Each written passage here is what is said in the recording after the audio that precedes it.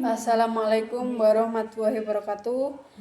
Perkenalkan, nama saya Dwi Kusumaning Tias dengan NPM 0623016321. Saya adalah mahasiswi dari program studi Kesehatan Masyarakat, Fakultas Ilmu Kesehatan, Universitas Pekalongan. Video ini saya susun secara khusus sebagai refleksi pengalaman kepemimpinan sekaligus untuk memenuhi tugas ujian akhir semester pada mata kuliah kepemimpinan dan berpikir sistem kesehatan. Pertama-tama, saya ingin mengaturkan rasa terima kasih dan hormat kepada Ibu Vita Nurlatif selaku dosen pengampu yang telah memberikan wawasan luas mengenai betapa krusialnya berperan kepemimpinan dalam dunia kesehatan. Melalui tugas ini, saya diajak untuk menengok kembali perjalanan hidup saya dan menemukan makna kepemimpinan yang sesungguhnya melalui kacamata berpikir sistem. Sebagai mahasiswi kesehatan masyarakat, kita sering mendengar bahwa masalah kesehatan bukan sekedar masalah medis antara dokter dan pasien. Masalah kesehatan adalah masalah sistem di bangku kuliah. Kita mempelajari bahwa derajat kesehatan masyarakat dipengaruhi oleh banyak faktor. Yang pertama, lingkungan perilaku, pelayanan kesehatan, hingga kebijakan pemerintah. Disinilah saya berpikir sistem masuk sebagai instrumen penting. Berpikir sistem mengajak kita untuk tidak melihat masalah secara linear atau satu arah saja. Jika ada wabah di suatu daerah, kita tidak hanya fokus pada obatnya, tetapi kita melihat bagaimana sanitasi lingkungannya, bagaimana perilaku masyarakatnya, dan bagaimana akses komunikasinya. Sebagai pemimpin kesehatan masyarakat, harus mampu berdiri di tengah kerumitan tersebut. Keputusan yang berdampak pada keseluruhan sistem, bukan hanya satu bagian kecil saja. Pengalaman saya sebagai seorang pemimpin Regu Pramuka di masa lalu ternyata merupakan laboratorium pertama saya dalam mempraktikkan teori-teori sistem yang saya pelajari sekarang. Momen monumental itu terjadi saat saya dipercaya menjadi ketua Regu Pramuka dalam sebuah perlombaan tingkat daerah yang sangat bergengsi. Regu saya terdiri dari 10 orang dengan karakteristik yang berbeda-beda.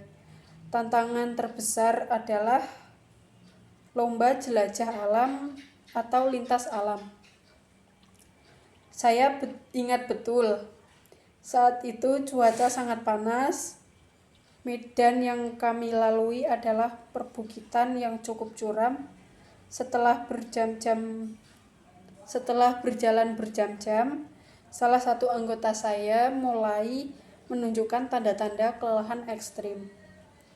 Wajahnya pucat, napasnya tersenggal, dan akhirnya dia terduduk lemas di pinggir jalan setapak. Anggota regu yang lain mulai merasa tertekan secara mental karena kami melihat target waktu di setiap pos agar tidak mendapatkan penalti poin. Dalam kondisi krisis itu, saya memimpin. Jika saya berpikir tentang menang, saya akan memaksanya berjalan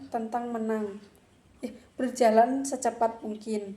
Namun resikonya dia bisa pingsan atau mengalami cedera serius, dan itu adalah kegagalan sistem keamanan tim. Jika saya membiarkan anggota lain mengeluh, semangat tim akan runtuh. Saya memutuskan untuk melakukan intervensi sistem. Yang pertama, saya menghentikan pergerakan seluruh regu. Saya meminta anggota paling mahir dalam P3K untuk memberikan penanganan pertama. Yang kedua, saya melakukan redistribusi beban. Saya mengambil barang-barang berat dari tas anggota yang sakit tersebut dan membaginya ke pundak anggota lain yang masih memiliki energi, termasuk saya sendiri. Saya katakan kepada mereka, kemenangan tidak ada artinya jika kita meninggalkan satu teman di belakang. Keberhasilan regu ini bukan ditentukan oleh siapa yang sampai pertama, tapi oleh bagaimana kita semua bisa melintasi garis finish bersama sebagai satu kesatuan. Keputusan ini merubah atmosfer regu yang tadinya saling menyalahkan berubah menjadi saling membantu.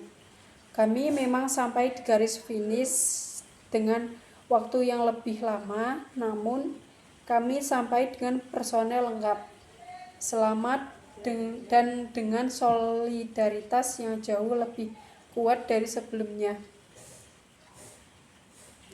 Pengalaman tersebut menyadarkan saya bahwa memimpin adalah tentang ketahanan sistem. Di masa depan, sebagai tenaga kesehatan, saya mungkin akan memimpin tim dalam penanggulangan bencana atau kampanye kesehatan.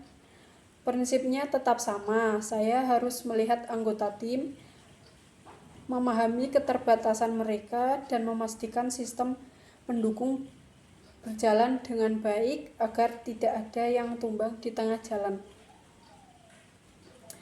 Seorang pemimpin yang memahami berpikir sistem akan selalu mengutamakan berkelanjutan dan keharmonisan tim di atas ego pribadi atau target jangka pendek semata.